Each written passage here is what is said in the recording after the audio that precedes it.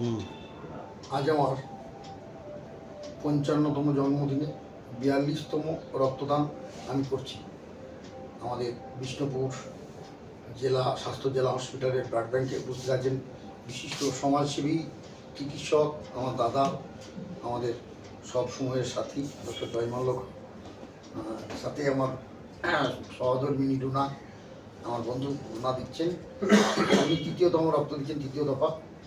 আমরা দুজনাই আজকে আমাদের জন্মদিনে উপলক্ষে রক্ত দিচ্ছি। রক্তদান একটি মহৎ কাজ। আমরা চাই সবাই এই রক্তদানে এগিয়ে আসুন, পরিবার পরিজন সহ।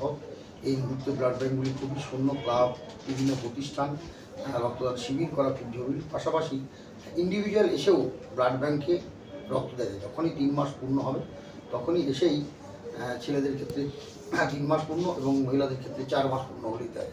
কি এটাও একদম এই জন্মদিন একটা উপলক্ষ মাত্র, সময় শেষ হলেই রক্ত দেওয়া যায়।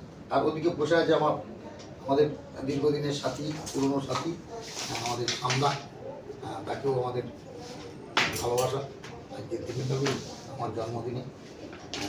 জয় মমতা।